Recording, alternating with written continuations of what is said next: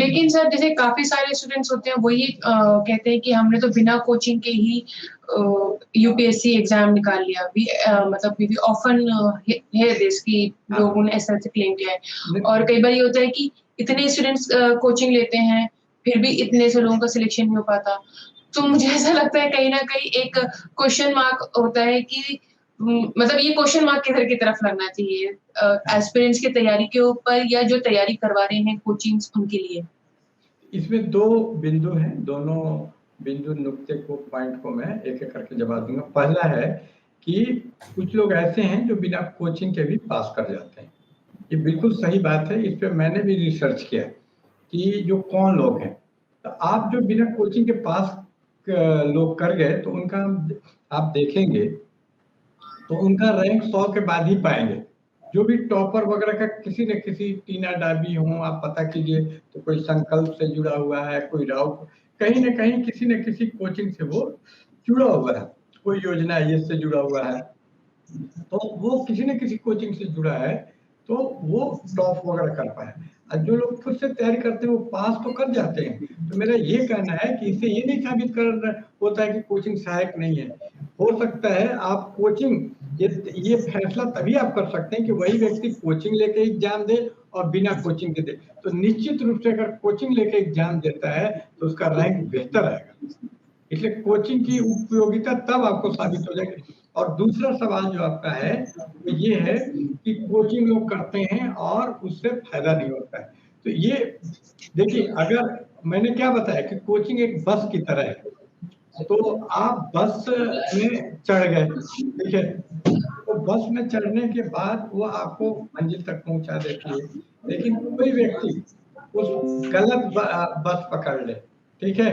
पहली बात क्या होती है कि लोग सही कोचिंग का चुनाव नहीं कर पाते हैं कि जो कोचिंग टू द पॉइंट हो। सारी कोचिंग एक तरीके की नहीं है, तो सही कोचिंग वो उसने किया है कि नहीं। कोचिंग तो बहुतों है, मशरूम है, पूरे मशरूम की तरह फैली हुई है, तो उसमें हर कोचिंग नहीं कही जा सकती है, ठीक है? जो कोचिंग प्रॉपर यूपीएससी के लिए हो, जैसा योजना आईएएस है, कि योजनाबद्ध जो आपकी तैयारी कर रहा है वही सफलता है। इसलिए जो लोग कोचिंग करने के बावजूद असफल हुए हैं, देखना चाहिए कि उस कौन सी कोचिंग में पढ़ते थे, पहली बात। दूसरी बात कि ये जो रिलेशनशिप है सफलता का, वो ए इंटू बी टाइप का है। मतलब विद्यार्थी को भी मेहनत, आप कोचिंग कर रहे हैं लेकिन वहाँ आप अटेंटिव नहीं है, सोए हुए हैं। घर पे जाके जो कोचिंग में पढ़ाया जा रहा है उसको आप रिवाइज नहीं करते, तो फिर तो आप नहीं पास कर पाएंगे, क्योंकि ये रिलेशनशिप ए इंटू बी टाइप का है, ए प्लस बी टाइप का नहीं है। ए कोचिंग का जो योगदान है वो है, और बी आपकी मेहनत है। तो ए इंटू बी, ए कितना भी बड़ा हो, कोचिंग कितना भी अच्छा से पढ़ा दे, लेकिन आप जीरो है तो ए इंटू जीरो जीरो रिजल्ट आएगा, जीरो रिजल्ट आएगा।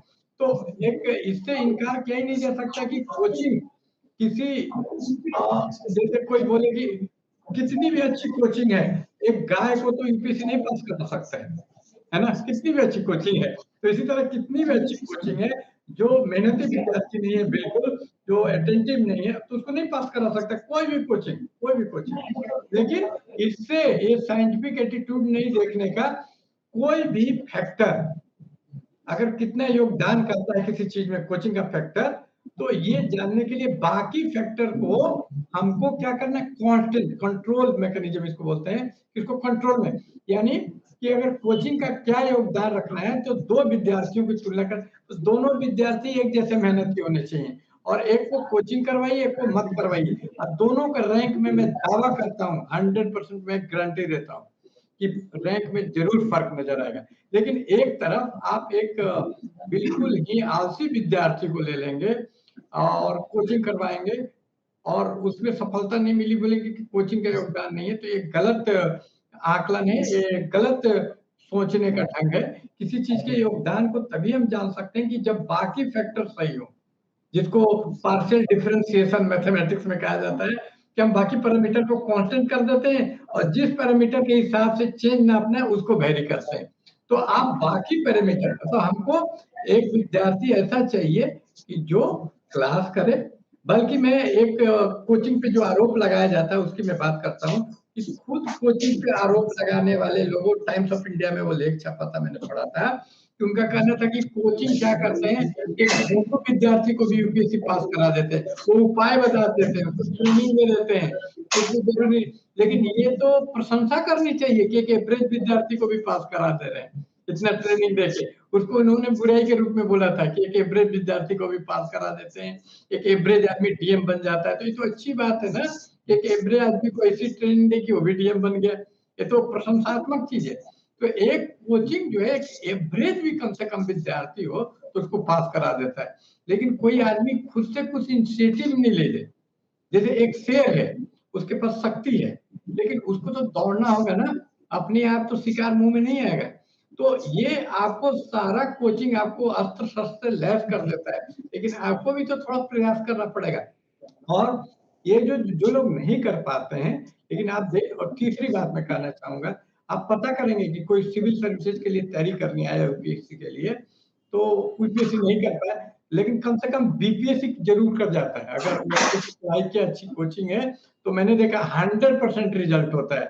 यूपीएससी नहीं भी कर पाया तो बीपीएससी यानी state service commission, UPSC, PCS वगैरह जरूर। ये एक ही हालत में वो लोग नहीं कर पाते, जब उस विद्यार्थी को करने का ही मन नहीं, उसको करने का ही मन नहीं है, सिर्फ वो शौक से और सिर्फ अपने माता पिता को धोखा देने के लिए, दिखाने के लिए कि मैं तैयार कर रहा हूँ।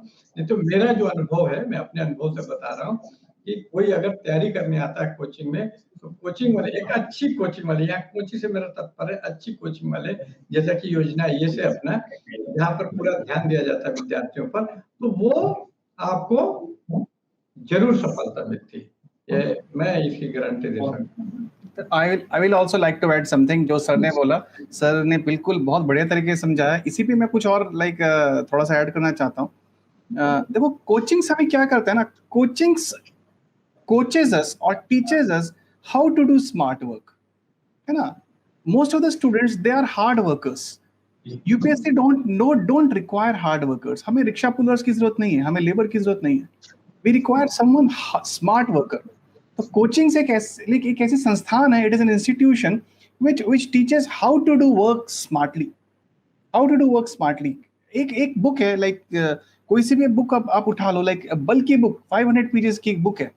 अगर मैं उसको पढ़ने लग गए तो एक हार्ड वर्कर होगा, पूरी की पूरी बुक पढ़ेगा and will waste around 10 to 15 days in reading that. सुबह से लेकर शाम तक पढ़ेगा, तब जाके 10 से 15 दिन लगेंगे पूरी 500 पेज की किताब पढ़ने में।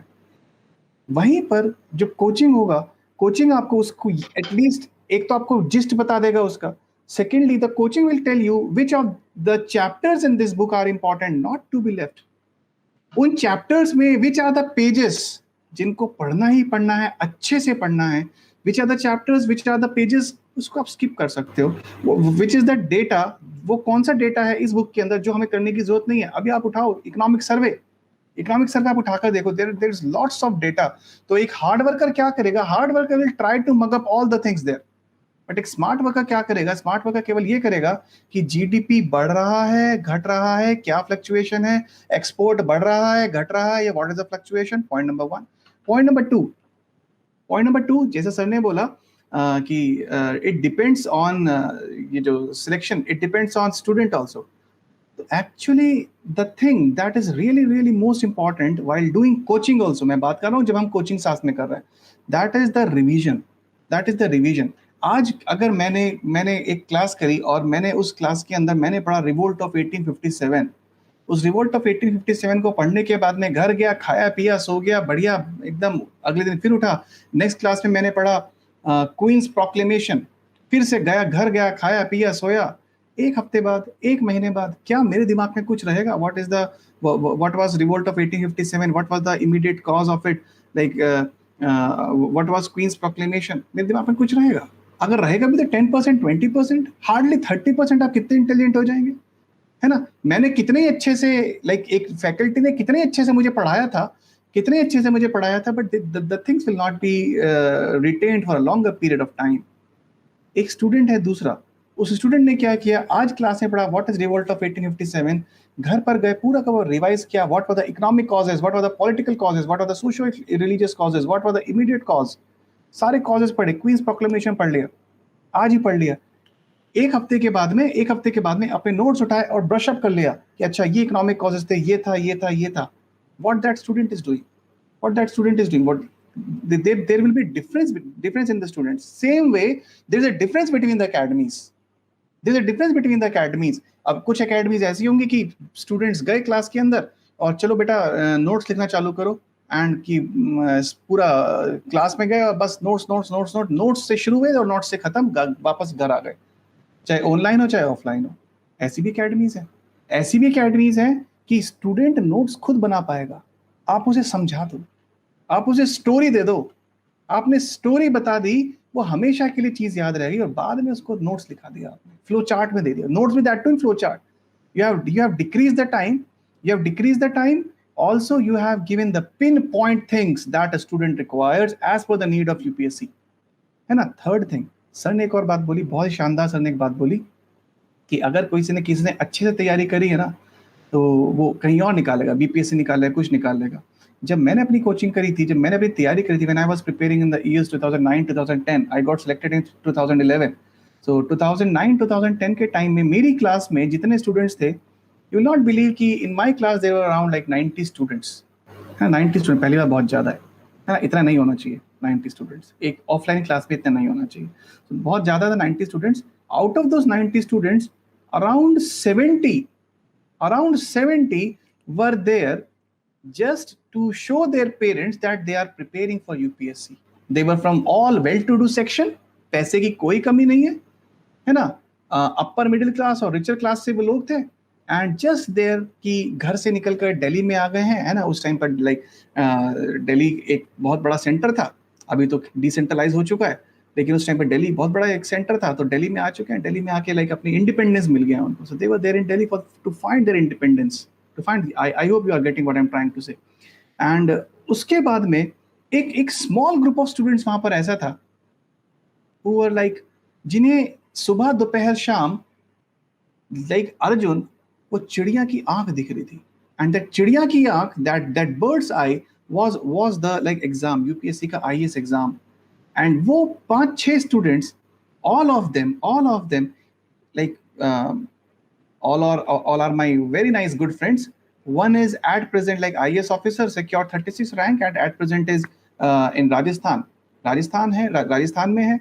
One of them is like an IPS officer, another one is in Delhi में अपना DRI में अभी एज डेप्यूटी कमांडेंट है, डेप्यूटी कमिश्नर है ना। सबके सब ऐसी जगह पे बैठे हुए हैं।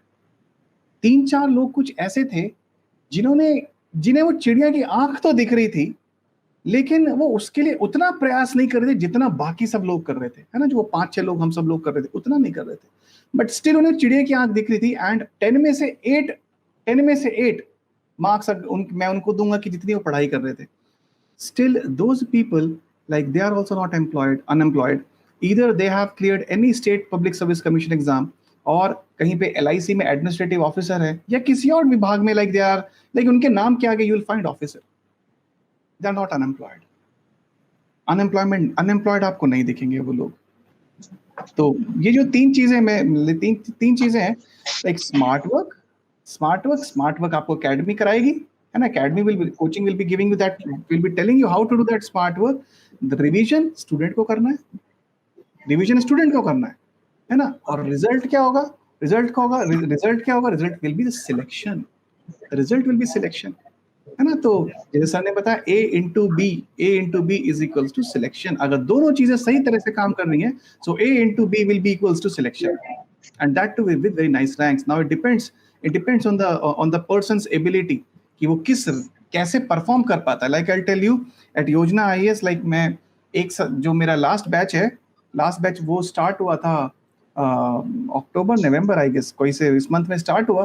तो जो स्टूडेंट्स आए थे दैट वाज लाइक एकदम like we started things from scratch, and आज की तारीख में when the students are doing revision, जब स्टूडेंट्स रिवीजन कर रहे हैं और जब आज मैं उनसे बात करता हूँ, तो sometimes I believe कि there is not a much difference between me and them. Their mental development that has taken place within the last 8 to 9 months, less than 1 year, it's extraordinary. जैसे मैं सोच पा रहा हूँ what will be the implication of the power grabbing by Taliban, ऐसे ही वो लोग भी सोच पा रहे हैं। After just 9-10 months. उससे पहले अगर मैं उनसे पूछता ऐसी कोई चीज, तो एक आंसर ऐसा होता कि जो 10th क्लास का बच्चा आंसर कर रहा है, ऐसे का आंसर होता. But after this like 8 to 9 months of preparation, this is something very positive out of a classroom. एक क्लास के बाद एक स्टूडेंट का माइंड ऐसे डेवलप होता है ना, horizon becomes wide. The student thinks like holistically. The student think holistically. Everything he or she encompasses everything that should be there in that. And those are the things which enrich the personality of the student. और वही काम आती है personality test में. जैसा अभी थोड़े दिनों पहले हमने mock interviews भी लिए थे, sir was also there, and there were so many students there. There were so many students who were having such a nice, wonderful, holistic information they were having.